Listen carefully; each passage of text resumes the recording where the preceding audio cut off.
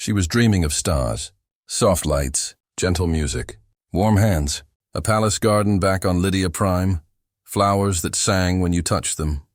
Her mother's voice saying, "One day, the stars will sing your name too." My daughter, then, screams, fire, metal, twisting like paper. The dream shattered. 12-year-old Siri woke up choking on smoke, her small hands shaking. She was inside a broken escape pod, deep in the jungle of a human colony called New Prospect, blood on her dress. Her arm burned. A shard of crystal clutched tight in her hand. The palace was gone. Her family, gone. And above, she saw black ships like knives tearing the sky apart, thousands of kilometers away. Mark Hayes, a human mechanic, was fixing a power relay in the colony's market square. His face sweaty, arms greasy, music playing in his earpiece, same day. Normal life, until the sky went red, a warning siren blared. All personnel to emergency shelters. Enemy ships entering atmosphere. This is not a drill. Mark dropped his tool. People screamed and ran, but in the chaos. He saw her, a small blue-skinned girl limping through smoke. Burned dress, bare feet, holding something glowing. She was not human, but she looked terrified. Mark moved toward her, pushing past panicked crowds. "You okay? Are you hurt?" She stared up at him. "You're human?" she asked. "Yeah," he said. "You're not?" "I need help," she whispered, then collapsed. Mark didn't know why. But he picked her up and ran. Behind them, alien dropships smashed into the ground. Black armored soldiers marched out. Not just soldiers. Draenids. Tall, sharp-skinned, cold-blooded killers. No warnings, no negotiation. They shot civilians on sight. New Prospect, once peaceful, turned into a war zone. Mark reached an underground supply room and locked the door. He wrapped the girl in a blanket and gave her water. She drank slowly. Then opened her hand. Inside was a cracked, glowing crystal, humming with energy. "What is that?" Mark asked. She whispered, "It's everything." "My name is Siri Valen Vexelar, daughter of House Vexelar." "The last one alive," Mark blinked. "Wait. Your royalty?" "I was. Until Krell came." At that name, the lights flickered. Even the power grid feared it. Meanwhile, on a ship above the colony, a man in a long coat watched the battle calmly from his black command deck. Commander Krell, one of the galaxy's most feared strategists. And now, traitor to the peace accords, a soldier approached. "Sir, scanners found the escape pod wreckage." Krell narrowed his eyes. "The girl." "Unconfirmed." Krell turned toward the planet. "Then burn the entire colony. If she's there, we'll find her." Back underground, Siri looked at Mark. "They killed my planet, my mother, my gods. But I escaped." Mark asked, "Why would they do that?" "Because I know a secret," Siri said, her voice trembling. "A war is coming. A secret army. Hidden fleets. Millions will die. And that crystal?" Mark asked. "It holds the coordinates. The warning. And if Krell gets it, it's over." Footsteps echoed above them. Krell's forces were near. Mark stood up.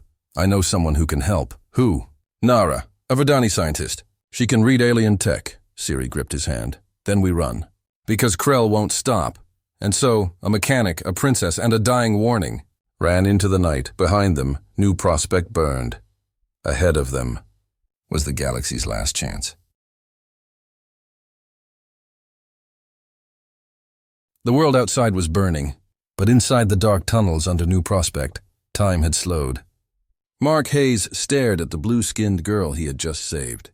Her name was Siri, and she had just told him she was a princess. They sat beside a cracked power core. Lights flickered.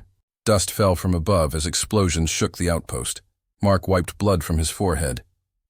"You're telling me," he said, "you're the heir to some alien royal family?" Siri nodded, clutching the glowing crystal in her small hand. "My name is Siri Valen Vexelar. My mother ruled the Lydian High Council. My father was killed by Krell's assassins. I saw them burn my palace. I was supposed to die with the rest," Mark swallowed. "And this thing in your hand? It's the last record of our empire. Battle plans, secret alliances.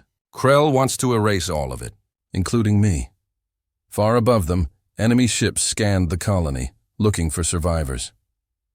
One voice crackled over the Draenid comms. Find the girl. She carries the key. Do not fail. Mark stood. I know someone who can help. A Verdani healer, tech competent, quiet. Her name's Nara. Ciri's eyes widened. Verdani? They used to be our allies. Mark helped her up. Let's hope she still is. They slipped into the old utility tunnels. The smell of burnt wires filled the air. Above them, sounds of panic and death echoed like thunder. Ciri limped beside Mark. Why are you helping me? She asked. Mark shrugged. Because no one else will. She looked at him. You're not a soldier. Nope, he said. Just a mechanic who fixes broken things. She smiled softly. Maybe I'm broken too. Outside, Krell watched from his ship. They're hiding her, he said. Vaughn, his second-in-command, replied, Should we deploy the shadow units? Krell turned toward him, face stone cold. No. Let the human think he's winning. It makes their fall more satisfying.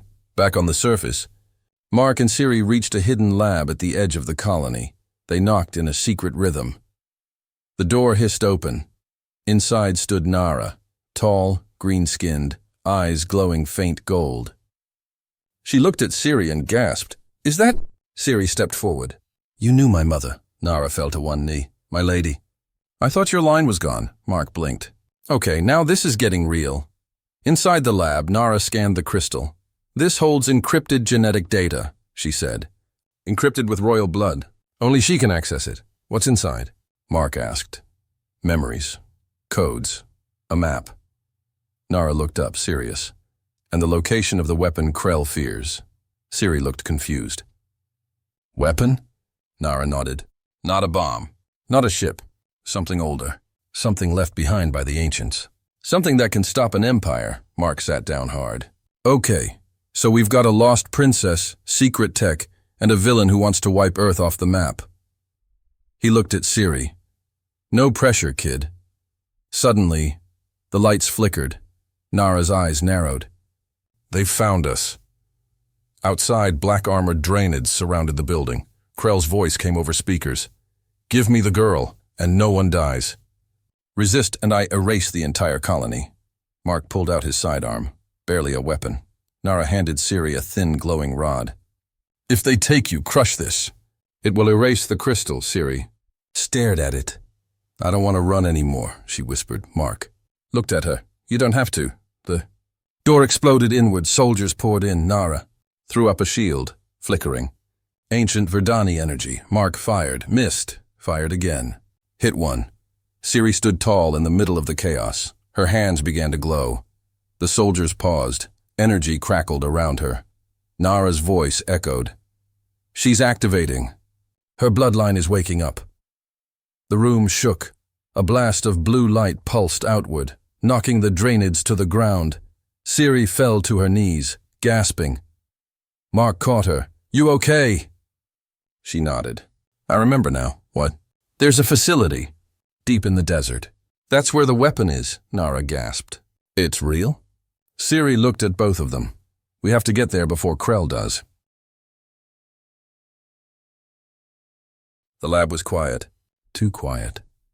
Smoke still lingered in the air from the drainid attack. Cracked screens flickered. The smell of burnt metal floated through the room.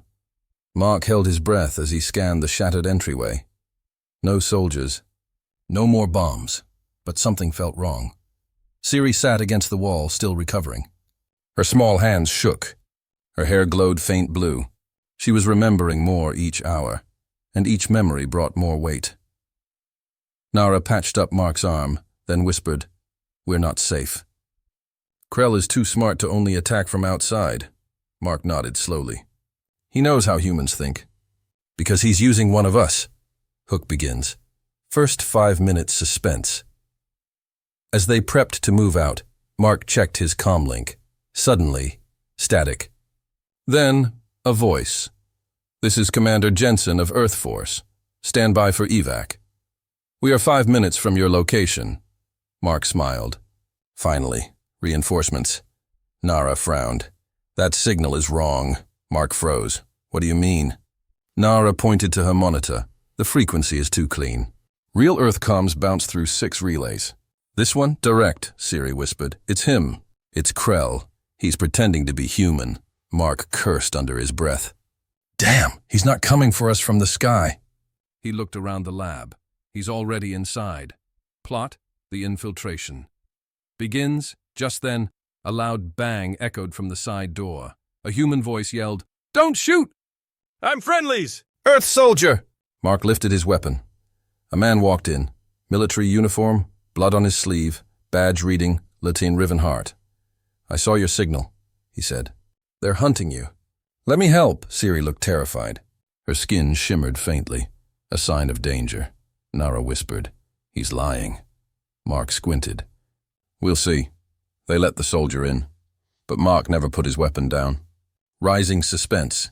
Trust or trap Riven guided them through the back tunnels, saying Earth Command had been watching everything, and they were on their way to rescue the girl. But at one point, Siri stopped walking. "I remember you," Riven turned. "What?" "You were there," she whispered. "In the palace. You wore different armor, black. You held my brother while they shot him." Riven's face twisted. His disguise flickered, and then the truth appeared. Riven wasn't human. He was Draenid class shifter, trained to mimic Earth soldiers. A perfect spy. He pulled out a hidden blade and lunged toward Siri. Action moment. Betrayal inside the tunnels. Mark tackled him just in time, slamming him into the wall. Nara threw a stun bomb, disorienting the shifter, but he was fast, faster than any normal man.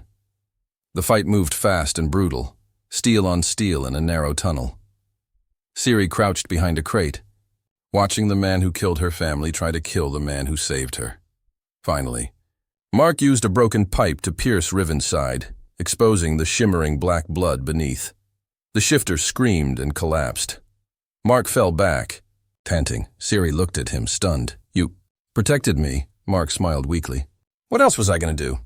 Let the galaxy's scariest orphan die on my watch?" Revealing the bigger threat, Nara hacked into Riven's implant and downloaded encrypted data. Her face went pale. "It wasn't just him," she said. "There are more like him. Dozens, hundreds, already inside Earth's command. Already in our systems." Siri stood tall, face hardening. "They want to crush Earth before it even fights." Mark tightened his grip on his blaster. "Then we bring the fight to them first." Ending suspense. Next mission, Nara uploaded coordinates from the shifter's implant. It showed a hidden outpost in the desert, old Lydian tech buried deep. "The place Siri mentioned in Part 2, Nara nodded. "That's where the key is." "That's where the ancient weapon sleeps," Mark smirked. "And probably more of those freaks waiting to kill us," Siri whispered. "Let them try. I'm done running." Climbing toward Hope darkness. Dust. No way out. Mark coughed as he blinked through the smoke-filled tunnel. Behind him, Siri clutched her crystal close to her chest. Nara leaned against the wall, bleeding from her side. They were trapped. The floor beneath had collapsed during the last Draenid blast. Now they were stuck 200 meters underground, and time was running out. Boom! Another explosion shook the earth above. Mark looked up at the narrow shaft reaching toward the surface, an old ventilation tunnel, barely wide enough for one person. "This is our only way out," he muttered. Nara squinted at the shaft. "It's unstable. Half the support is gone." Mark turned to Siri. "You ever climbed before?" She looked up. The climb looked endless. She took a shaky breath. "No," he smiled gently. "Well, you're about to.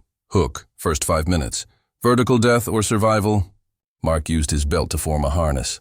Nara activated a weak Verdani light that hovered behind them like a dim star. The shaft was tight, silent, and cold. The metal walls were covered in dust and old blood from past battles. Each step was life or death. As they climbed, Siri trembled, not from fear of falling, but from what she was remembering. Flashback. Siri's past reawakens one rung after another. Her mind began flashing back to the night her palace burned. She had hidden under the throne as Krell's men entered. She had seen her mother fight and die to protect the crystal. Siri clenched her jaw and climbed faster. "Mark," she whispered. "What if I'm not enough?" He looked down at her from above. "You're not." Her eyes widened. He added, "But together, we are." Climb turns deadly, Enemies close. Inner noise echoed below. Mark paused. Nara cursed softly. Drainids. They're tracking our heat signatures. They'll enter the shaft in minutes. They had to go faster. Ciri's legs ached. Her hands were bleeding. The shaft shook with every step. Then, metal snapped. Mark's grip slipped. He dangled one arm, clutching the bar. Ciri screamed. "Mark," he laughed. "Guess gravity's mad at me today." He pulled himself back up, grunting. "Let's go before I die heroically and it gets all sad." Midpoint twist. Ciri's power awakens. Ciri climbed. The crystal in her pocket began to glow. Faint. Then bright. Mark looked down. "Hey, you're lighting up like a power core." Ciri's hand reached out and the next rung moved. It floated toward her. Mark blinked. "Wait, you did that?" "I don't know how." She panicked. Nara whispered, "Your bloodline." It's syncing with the ancient tech. Then suddenly, the shaft reactivated. Glowing runes along the metal began to light up in a spiral, and the shaft pulled them upward with soft force, like an ancient elevator awakening from sleep. They reached the surface. But nothing is safe. They emerged at the edge of the desert, panting, dirty, exhausted. The landscape was endless. Red sand, broken machines, and in the distance, a single monolith rising from the dunes like a forgotten god. Nara stared. "That's the Verdani Lydian Vault, the place from the map." Ciri collapsed to her knees. Crying, Mark knelt beside her. "You did good, princess." She looked up. Tears in her silver eyes. "I'm not a princess anymore." Mark touched her shoulder. "No, you're something better." Final scene. Krell moves the next piece far above, on his ship. Krell watched the vault location flash on his screen. Vaughn whispered, "They found it." Krell smiled coldly. "Let them open it. Let the girl think she's winning. When she unlocks the weapon, we'll take it from her cold, dead hands." He raised a glass of dark blue wine. "To hope," he said. "It's always fun to destroy."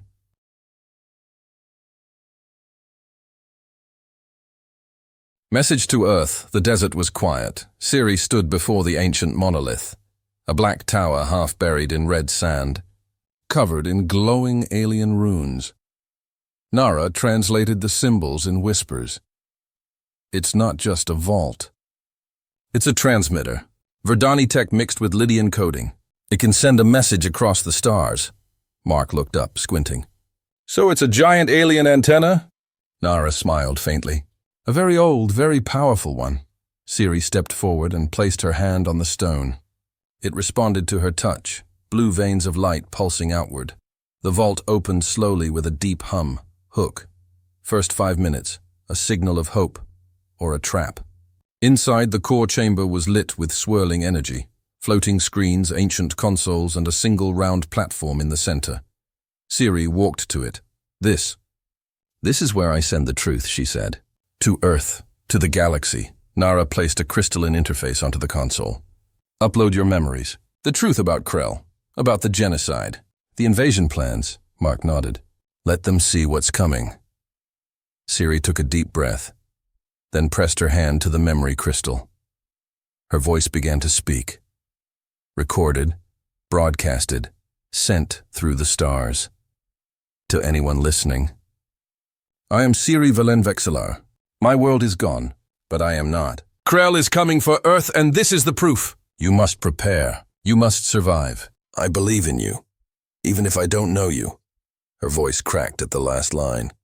On Earth, the signal reaches the wrong hands inside Earth's orbital defense station. Admiral Wren woke to the sound of alerts. New signal coming from Deep Space Verdani relay. Unknown access code. The tech team opened it. Ciri's voice filled the room. Images of destroyed cities, star maps. Krell's fleet hidden in dark space. The room fell silent, until a general said, "It could be a trick." But the admiral stood. She risked her life to send this. "We prepare for war, but," Krell was waiting. What no one knew was that Krell had infected the Verdani vault long ago. He let the relay remain untouched, waiting for someone to use it. The moment Ciri's message finished transmitting, a hidden protocol activated inside the Earth orbital station. Screens blinked, systems glitched, and an AI virus spread. One tech screamed, "Something's wrong! We're being hacked!" Too late. The defense satellites turned off. Orbital shields dropped. Earth became exposed. Back in the vault, "Something goes wrong," Nara suddenly gasped. "Something's wrong. The transmission isn't just going out." She slammed a console. "It's bringing something in." Mark spun. "What?" Nara shouted. Krell hid a code inside the crystal. It wasn't just a memory file. It was a beacon. A new threat arrives. The sky above. The vault darkened. A portal opened, and from it, a Hunter-class biomech dropped to the ground like a meteor. Siri screamed as the dust cleared. The mech was shaped like a massive scorpion, black, sleek, and alive. Krell's voice came through its speaker. "Thank you, my dear. You've just unlocked your own destruction. Action breakout. Fight for survival." The mech lunged. Mark fired shot after shot. Bullets bounced off like sand. Nara activated a force pulse, knocking the machine back for seconds. Siri ran into the vault and screamed. The vault's power responded to her bloodline, creating a shield. Mark shouted, "We can't kill it! We need to shut down the beacon!" Siri gritted her teeth, turned, and grabbed the memory crystal.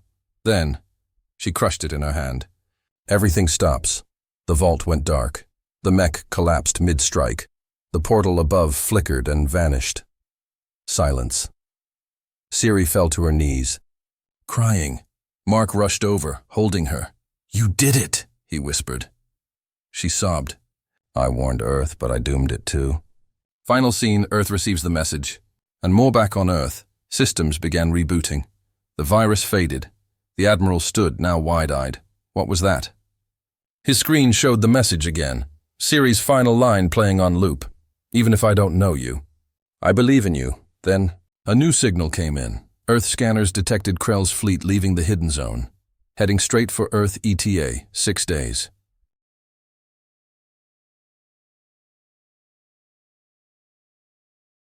The last weapon. The desert had changed. The wind was quiet now, but it wasn't peace. It was warning. Mark, Siri, and Nara stood before the mouth of a canyon that didn't appear on any map. It had no name, no history, no survivors. Just a whisper passed down in ancient Verdani prophecy. Where metal forgets and stars bleed, the last weapon waits. Siri looked at the opening carved into stone. It wasn't a door. It was a mouth, and the desert was feeding them to it. Hook, first 5 minutes, the tomb that breathes. As they entered, the heat vanished. No sand. No light, only stone walls carved with alien symbols, old, but alive. The deeper they walked, the more their tech glitched. Mark's flashlight blinked. Nara's scanner died. Even Siri's memory crystal, now half-cracked, stopped glowing. Mark whispered. "I don't like this," Nara murmured. "You're not supposed to." They reached the core, a chamber older than time. At the heart of the tomb was a wide, circular platform floating above a pit of starlight. Runes shimmered in mid-air. At the center, a pedestal. Empty, Nara stared. This is the throne of Synchros. It was said to choose one mind, one heart, one soul. To awaken the last weapon, Mark raised a brow. "What kind of weapon are we talking about? Gun, ship? Doomsday beam?" Nara shook her head. "Not something you fire. Something you become." Siri steps forward. The trial of the bloodline. Siri took slow steps onto the platform. It didn't reject her. Instead, runes ignited beneath her feet, forming a spiral of energy. Mark yelled, "Wait, what if it's a trap?" Nara held his arm. "If she doesn't try, Earth dies." The room fell silent. Then, the stone walls opened, and the tomb came alive. Vision trial. Siri's mind is tested. Siri fell to her knees as a bright light consumed her. She found herself in a memory, but not hers. She was standing in her mother's throne room, alive, beautiful, laughing. "Mother?" she whispered, but her mother turned, smiled, and pulled out a knife. "You should have died with the rest of us, child." Siri stumbled back, and the vision shattered. Next, she saw Mark, with Krell's face, saying, "You think the humans care for you? "You're just a burden," she screamed. But a voice inside her whispered, "Do not believe what breaks you. Believe what builds you." She took a deep breath. I'm not afraid. The weapon awakens outside the vision. The entire tomb shook. Mark and Nara stumbled back as light exploded upward from the platform. Ciri floated in the air, surrounded by glowing geometric shapes. Her eyes lit pure white. The pedestal lit up, and from it rose an armband-like device. Sleek, ancient, humming, Nara whispered, "That's it. The last weapon." Ciri slowly floated back down, breathing heavily. "I saw what he'll do to Earth," she said. "He won't stop. Not until there's nothing left. The weapon is not what they expected." Mark picked up the armband. "So, what does it do? Laser beam? Planet bomb?" Nara looked closer, confused. "No, it's symbiotic. It bonds to the host. It doesn't kill armies." She paused, shocked. "It turns the host into a living firewall, something that can block Krell's mind virus from spreading. The one he uses to control tech, infect ships, erase defense systems." Mark blinked. "So, the last weapon isn't to destroy Krell." Ciri stepped forward. "It's to stop him from destroying others." Sudden attack. Krell finds them just then. The sky outside cracked. A stealth ship uncloaked above the canyon. Missiles launched toward the tomb entrance. Mark grabbed Ciri. "Run!" The blast tore through the stone above. Dust collapsed. Fire rained. Ciri gripped the armband. It fused to her skin, glowing blue, wrapping around her arm like liquid armor. Mark shouted, "You okay?" She opened her eyes. "Now I am." Ending twist. Krell knows what she found on his warship. Krell smiled darkly as he watched the armband's activation signature. "She's taken the bait," he said. "Now I know exactly where to strike. No more running. Time to end this," he gave the command. "Prepare the fleet. Earth falls in 3 days."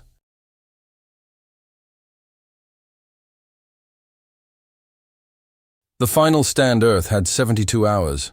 That's what the countdown said.